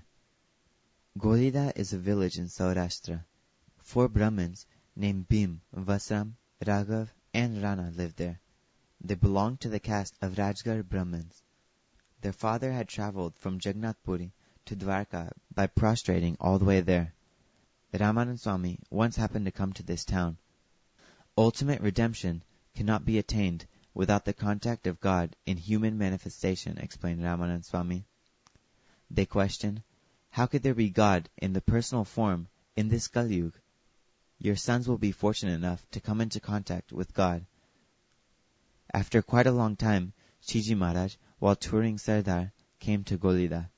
At the first sight, an exuberance of love for Maharaj overpowered these 4 brothers. They invited Maharaj to their house and offered a meal. They were baptized and accepted into the fellowship. They became staunch disciples. Greatly pleased with them, Shiji Maharaj said, "All of you ask for a boon. No servant of Yam should visit our village or its boundary to fetch any soul," the brothers politely asked. Slowly and steadily, their whole village was influenced by satsang. But there was one who was very malicious towards satsang. At the time of his death, servants of Yam appeared to take him. But upon entering into the boundaries of the village, they began to experience a burning sensation. Some of them said that the divine influence of Lord Swaminarayan prevails in this village, therefore there is no entry into this village. But the rest said, there is no harm in taking away an evil man. All the 4 brothers were guarding the town one by one. Today it was Bhim and Rana's turn. They saw the Yamduts. They told them to go back, but the Yamduts did not heed it. So these Rajgar brothers, with long and strong sticks, chased them out. Such was the strength of their faith and confidence in Lord Swaminarayan. Raghav and Vasram, 2 brothers of Rana, wanted to become sadhus, but their mother refused. Rana then explained to his mother, "Permit my brother to become sadhus. I will serve you." Both the brothers were initiated into the sadhu diksha and were renamed Raghavanand and Vishwatmanand. Both were known as they had driven away the servants of Yam. Rana was ill and was on his deathbed. His mother asked, "Now who will take care of me?" "I will come to take you away 12 days from now." Rana gave a word of his promise to his mother. Shiji Maharaj came with the Viman to take Rana to Akshardham. Rana asked everyone to get ready to go to heaven with him. His son also went to Akshardham with him. On the 12th day, Rana came along with Maharaj to take his mother to the divine abode. Many saw this divine vision. All were surprised. Rana Rajgar had such strength of faith. We should also become similarly God-intoxicated by developing this divine association with the Lord. Chapter 19. Vachnamrut. The Vachnamrut is truly nectar. On drinking its words, one gets immortalized. One crosses the cycle of births and deaths, and becomes eligible to say an Akshardham. As the Gita, the divine song, is the word of Lord Krishna, so is the Vachnamrut a compilation of the divine discourses of Lord Purushottam. There is no scripture above it. It is the quintessence of the Vedas, Mahabharata, and Ramayana. Shiji Maharaj himself says in the Vachnamrut, "This knowledge which I give you is seen by me and thoroughly tallies with my experience, and can also be found in all the scriptures." Gadpur section 213. Shiji Maharaj moved incessantly in the fellowship for 30 years. The saints noted down the discourses of Lord Swaminarayan, either directly or in the form of questions and answers. 4 leading scholarly saints, Gopanand Swami, Nityanand Swami, Muktanand Swami, and Shukanand Swami, compiled the scripture with inspiration from the Lord. Vachnamrut Pratham 6. Discriminating, non-discriminating. On the 9th day of the bright half of the month of Magshar, Shiji Maharaj was seated in the courtyard of Dada Kacha's Darbar in Gadpur. He was dressed in pure white. The saints and devotees from various places were seated before him. Addressing the assembly, Shiji Maharaj said, "A satsangi who has developed the power to discriminate between Sat and Asat possesses the power to realize the attributes of Asat within him, which should be eradicated for absolute purification. He also possesses the knowledge that God and the saint in constant communion with him fully possess the divine attributes. Therefore, their sermons, however trenchant, are made for the purification of the devotee. He, therefore, never should feel hurt by the words of wisdom, and progresses in the path unhampered. Whereas one who does not possess such keen faculty to discriminate between Sat and Asat remains elated by his own virtues. Thus, the ego developed within him tends to resist such spiritual sermons which directly hit at his ego. He, therefore, strays away from the spiritual path. One, therefore, should boldly cast off ego. He should repose complete confidence in God and his saints in order to ascend to the lofty heights of self-realization." Explanation. Generally, we feel that a man who knows how to talk, what to talk, how to eat, what to eat, is a man with a sense of discrimination, and a man who does not possess such manners is a man who has no sense of discrimination. But spiritually, the faculty of discrimination should be applied otherwise. Shiji Maharaj, in these chapters, explains that a man with innumerable vices, not looking at his own, will blow up the faults of others to the magnitude of mountains. Sudra says, "He always used to see his own vices." To eradicate the faults within him, God or his saint may reprimand or scold him, and instead of pointing out their own vices, he should understand those words for his benefit. Thus, ridding himself of all ego, and with full faith in the words of the saint, he eradicates the faults and acquires a greatness. Chapter 20. Prabhashankar and Devram. The pandal for marriage is ready. The marriage procession of the bridegroom had started. The beating of the drum was in full swing. The party of the relatives accompanying the bridegroom to the venue of the marriage is ready to start off in the bullock carts. Exactly at this moment, a letter was handed to the elegantly dressed bridegroom. The bridegroom read the letter and immediately took a decision. He called his relatives and said, "This marriage will have to be stopped. There's a letter from Shiji Maharaj, and I am called to Vartal." The relatives were astonished at the sudden decision of Prabhashankar. His parents tried to persuade him, but he would not change his mind. To him, everything in the universe was trash before the command of Shiji Maharaj. The marriage can be arranged again, but the word of Shiji Maharaj will not come again. He said this and left for Vartal. On coming to Vartal, he offered his obedience to Shiji Maharaj by lying prostrate on the floor. Lord Swaminarayan, who knew what was passing in the heart of Prabhashankar, asked, "Well, Prabhashankar, what were you doing when you received my letter?" Prabhashankar frankly narrated the full story. Shiji Maharaj was pleased with him and commented, "You are a true devotee."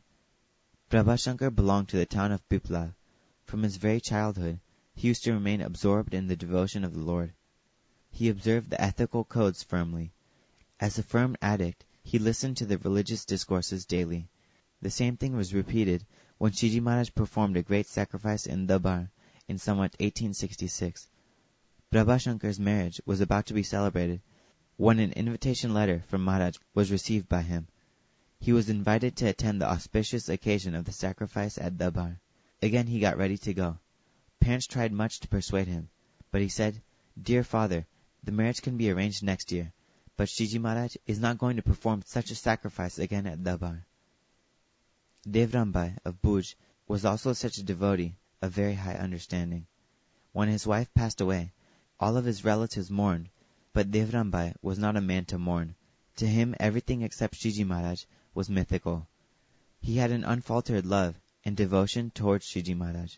According to the social customs, his relatives asked him to take a bath because of the death of his wife, whereupon he said, "If there is news of death of some other relative, please tell me, so that I may take a bath for him together with this bath." Such was the depth of his understanding. Sachidanand Swami. Everybody used to address him as Motabai, but his name was Dajibai. He was 7 feet tall and had a strong body. By caste, he was a Kshatriya. This devotee of Moda, near Jamnagar, was always in a spiritually intoxicated state, just as that of Jarbharat. People of the family did not like this sort of devotional madness. He came into contact with Shiji Maharaj and became completely absorbed in the person of Shiji Maharaj. His desire was to become a sadhu and become very keen. On account of this, he frequently used to escape from his house and run away to Shiji Maharaj. Annoyed at this, his relatives put fetters on his legs and locked him in a room. Motabai started to remember Shiji Maharaj. Shiji Maharaj appeared before him, and the fetters were broken off, and he was taken to Gadpur by the Lord. He was initiated into the Sadhu Diksha and was renamed Sachidanand Swami. He had a great love for Shiji Maharaj. He used to focus his mind on the person of Shiji Maharaj. Whenever Maharaj used to depart from him, blood would ooze from each and every one of his pores. Many a time, on the eve of departure, he would faint. On the word of Shiji Maharaj, he got the Radhava of Dag. He cultivated a garden of flowers and used to offer garlands and bracelets to Shiji Maharaj. As he had a deep affection for Shiji Maharaj, he had also an irresistible urge to remain in satsang. He often said, "Even if my legs are cut off, I will drag myself to where all the sadhus throw the remnants of their food, sit there and eat that polluted foodstuff, and keep myself in satsang, but I will never leave satsang." Shiji Maharaj was giving special vows to be observed during the 4 months of the rainy seasons. He, at the time, had taken a vow not to sleep for 4 months, and during the night, sit cross-legged and meditate on Shiji Maharaj. In the time of drought, all of the followers requested Shiji Maharaj to bring rain. "It won't rain this year, as Indra has become very angry." So saying, Maharaj refused to oblige. All the devotees had become worried and nervous. They came to Sachidanand Swami. He said, "I cannot do anything without the consent of Shiji Maharaj, lest Shiji Maharaj would get displeased." But the followers requested him again and again. They said, "In case of any scolding from Maharaj, we will bear the brunt of your offense." Tender-hearted and compassionate, Swamiji sat in Samadhi. In the state of Samadhi, he gave a kick to Indra, woke him up, and asked him to shower rain. There was a bountiful rainfall. When Shiji Maharaj had come to know of this, he immediately excommunicated him from the society of satsang. However, Swami, sitting on the other shore of the Gela, started to recite the songs extolling God. A day passed. Another day also passed without food and water. He was very thirsty, but he did not give up the name of the Lord. At this moment, Shiji Maharaj, in his Aksha Ordi, felt a great thirst, and his throat went dry.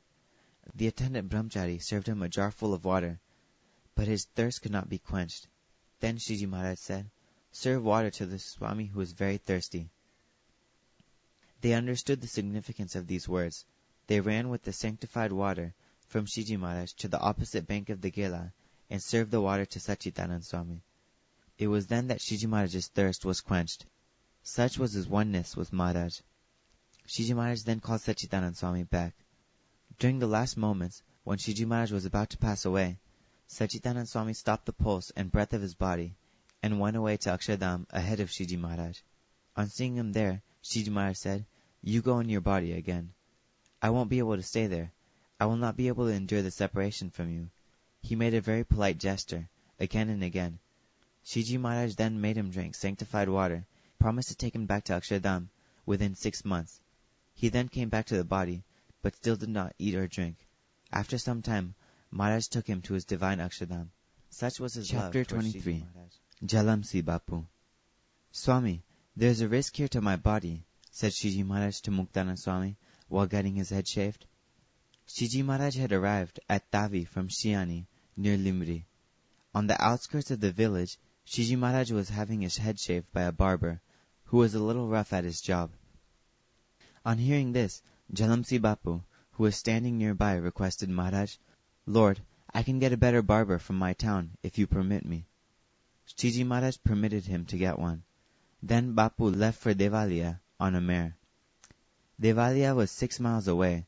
Maharaj thought that it would take time for Bapu to come back, so they moved towards Devalia.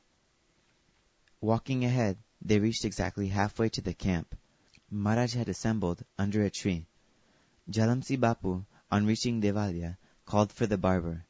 The barber sharpened his razor, put the bag under his armpit, and got ready. Bapu asked the barber to run along with him. But how fast could the poor fellow run? There was a bag under his armpit. Bapu wanted to reach as fast as possible, as Maharaj was waiting for him at Tavi. What could be done for the beloved Lord? So Bapu took the barber's bag and told him, "Catch this stirrup and run along with me." On reaching halfway, he saw Maharaj seated in the meeting. Bapu alighted from the mare, came near Shiji Maharaj, and stood with folded hands. By that time, Purnanand Swami had also arrived there and stood in front.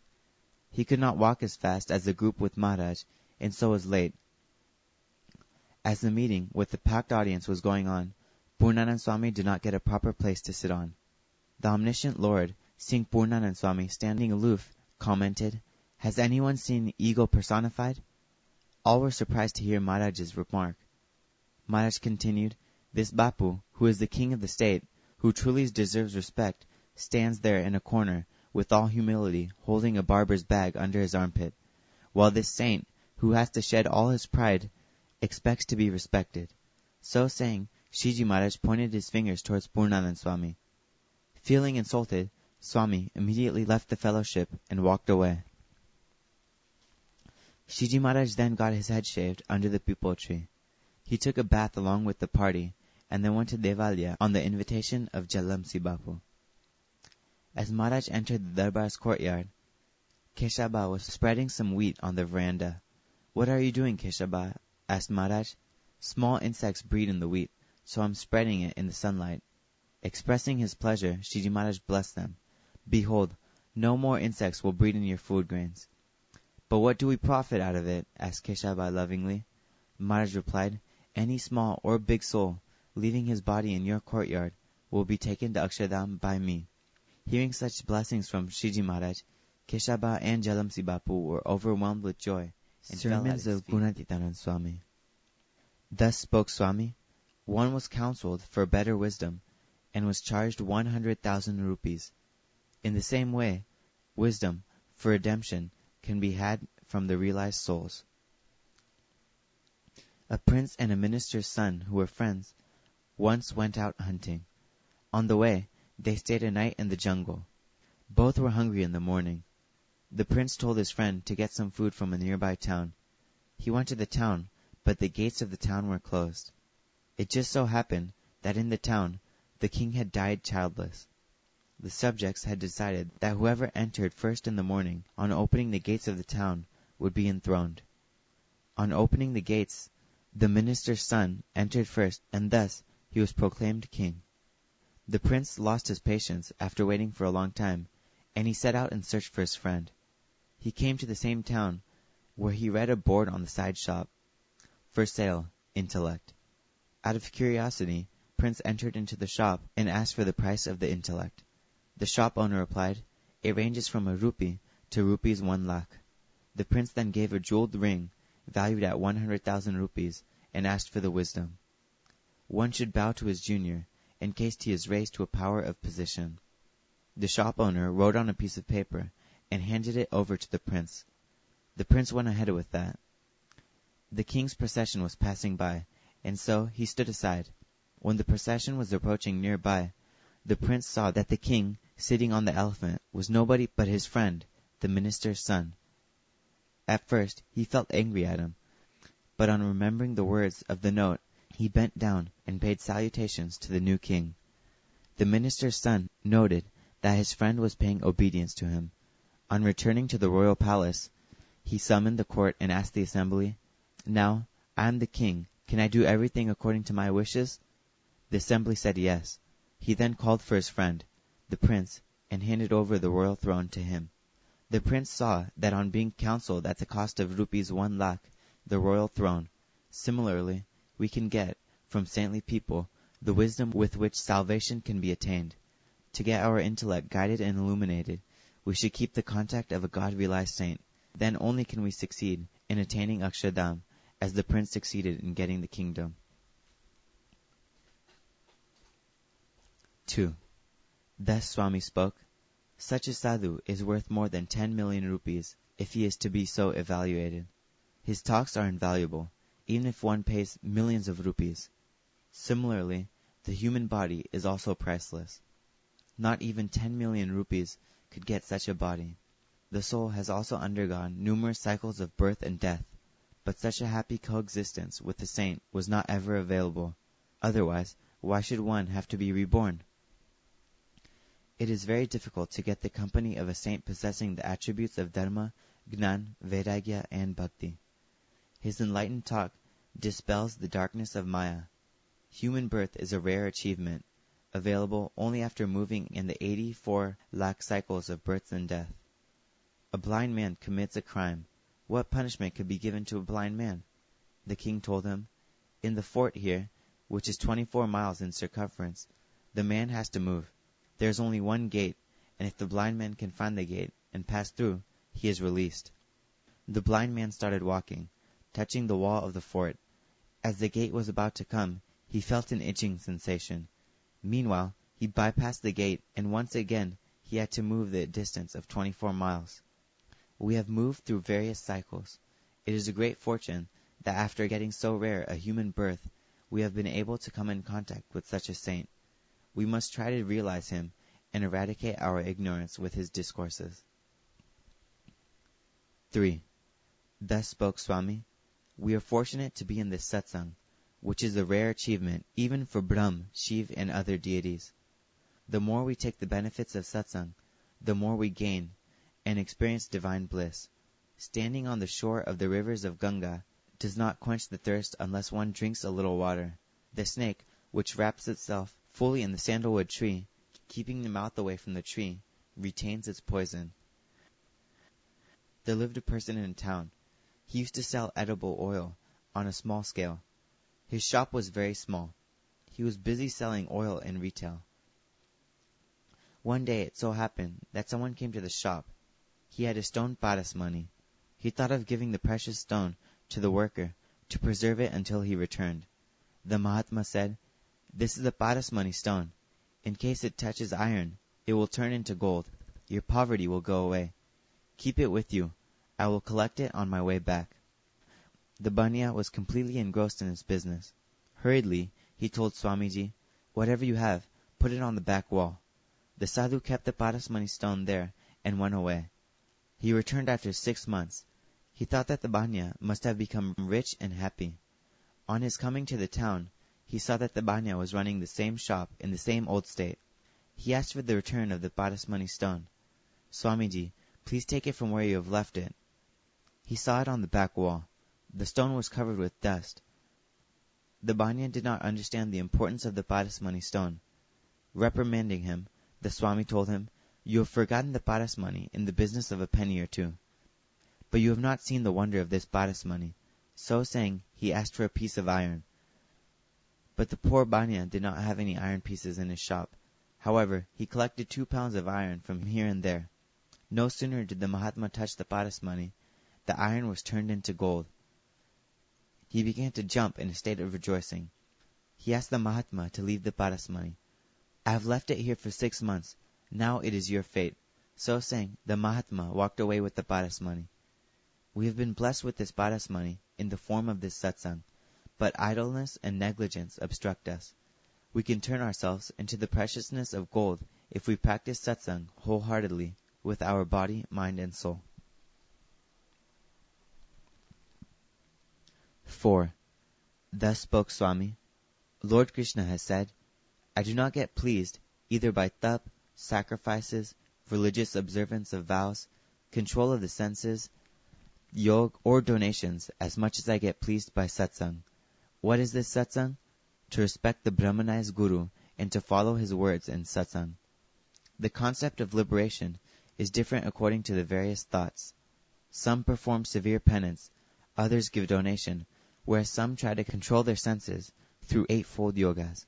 But all these means bring redemption after a very long time. Paramatma does not get pleased so easily with such means. There lived two brothers in a town. The younger one was fond of contact with the saints, whereas the elder one liked to go on pilgrimages. He used to insist that the younger one join him on the pilgrimage. But the younger one refused politely. Once he said, Dear elder brother, take this tumbri, gourd for drinking water, on my behalf. The elder brother took the tumbri with him. At all pilgrim places, he put the tumbri before the feet of the idols, dipped it in the waters of the holy rivers, and so on. The elder brother returned home after the pilgrimage. The young brother invited him to dinner. When the elder brother came, he took the tumbri and filled it with water, and asked the elder brother to take some water from the tumbri. As soon as he drank it, he spat it out. How bitter, he exclaimed. Then he took a sweet dish of rice and milk, but the bitterness would not go away. Only after some days did the bitterness fade away. After some time, he invited the older brother to dinner. This time, he gave the older brother water in the same tumbri. But the older brother said, I will not drink water from this tumbri. To assure him of the sweetness, the younger brother drank water from it, and then asked him to drink it. The water was sweet. He asked the reason for it. The younger brother had said, There was a saint who cleared the gourd from the inside, which was bitter. Similarly, the bitterness, which is within us in the form of lust, anger, greed, and other enemies, cannot be rid of by mere pilgrimages. It can be eradicated only through the contact of a realized saint. This illustration teaches us that the attainment Brahmanized saint is true satsang. When we approach such an ekantik sant, we must discard whatever ego of learning we may possess and seek his shelter totally, and unflinchingly know him as our savior, and implicitly obey his words. A medical store may have plenty of medicines in stock, but if without fully knowing their usage, we use them, they would adversely affect us. But if the doctor prescribes them, then the disease is cured.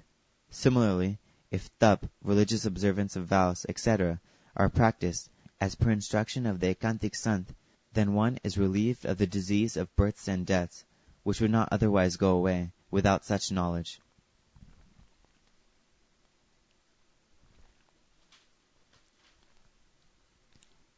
5.